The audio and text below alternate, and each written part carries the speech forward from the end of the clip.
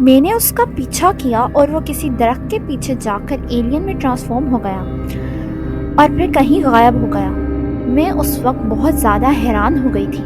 لیسا نے کہا، کیا جنگکوک کا واپس نہیں آئے گا؟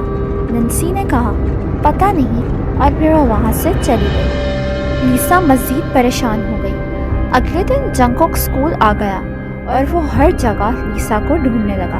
پھر نینسی جنگکوک کے پاس آئی اور کہنے لگی، جنگکوک، کیا ہوا؟ تم کسی کو ڈھونڈ رہے ہو؟ ضرور تم لیسا کو ہی ڈھونڈ رہے ہوگے۔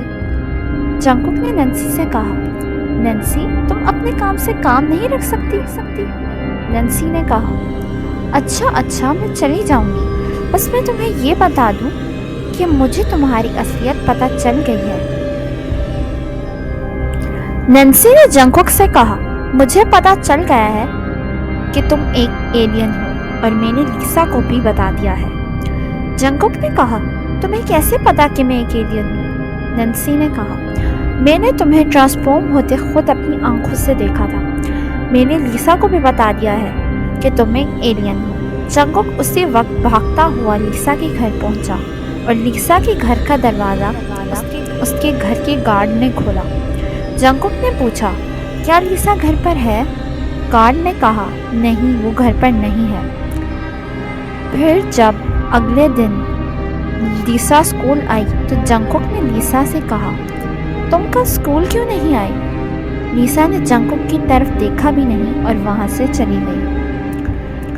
نینسی پھر لیسا کے پاس آئی اور اس نے کہا، لیسا، کیا تم نے آج کی نیوز دیکھی ہے؟ نینسی نے لیسا سے کہا، لیسا، تم نے کیا آج کی نیوز دیکھی ہے کہ ہمارے اسکول کے پیچھے والے جنگل سے ایک UFO ملا ہے؟ پھر چھٹی کے بعد لیسا اسی جنگل میں گئی اور اس UFO کو تلاش کرنے لگی۔ جب لیسا جنگل کے درمیان پہنچی تو اس نے دیکھا کہ اس UFO کے ارد گرد ڈھیر سارے ایلینز تھے، اور لیسا نے یہ بھی سنا کہ وہ کہہ رہے تھے کہ جنگکوک کو جلدی ڈھونڈو، اس کو ہمارے ساتھ چلنا ہی ہوگا، وہ پوری زندگی اس دنیا میں نہیں رہ سکتا، اس کو ہمارے ساتھ مارس پر جانا ہی ہوگا۔ یہ سب سن کر لیسا بہت حیران ہو گئی اور وہ اسی وقت جنگکوک کے پاس چلی گئی۔ اس نے جنگکوک سے کہا، جنگکوک، میں نے سب ایلینز کو یہ کہتے سنا ہے کہ وہ تمہیں اپنے ساتھ لے جانے کے لیے آئے ہیں۔ یہ سن کر جنگکوک فوراً جنگل کی طرف بھاگا، اور جنگکوک نے لیسا سے کہا، لیسا، پلیز تم میرے پیچھے نہ آنا۔ یہ کہہ کر جنگکوک بھاگتا ہوا جنگل کی طرف چلا گیا۔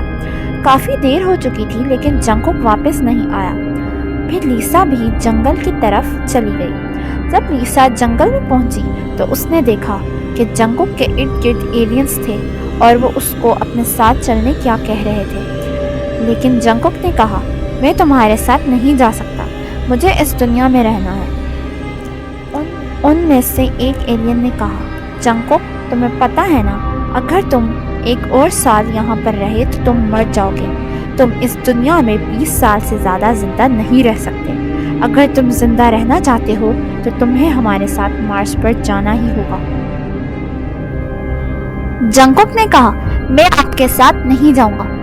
تو پھر ان میں سے ایک ایلین بولا، جنگکوک، تمہیں پتہ ہے نا کہ تمہاری عزت کی وجہ سے پہلے ہی تم اس دنیا میں 20 سال گزار چکے ہو، اگر تم 1 سال اور اس دنیا میں رہے تو تم مر بھی سکتے ہو۔ جنگکوک نے کہا، میں وہاں جا کر کیا کروں گا، میرے تو پیرنٹس بھی نہیں ہیں۔ لیسا یہ سب کچھ سن رہی تھی۔ لیسا فوراً ایلینز کے پاس گئی اور کہنے لگی، جنگکوک، تم ان کے ساتھ چلے جاؤ۔ جنگکوک نے کہا، میں نہیں جا سکتا، میرے تو پیرنٹس بھی نہیں ہیں، بس ایک تم ہی تو ہو میری ایک اتنی اچھی دوست جس کے ساتھ میں کبھی اداس نہیں ہوتا۔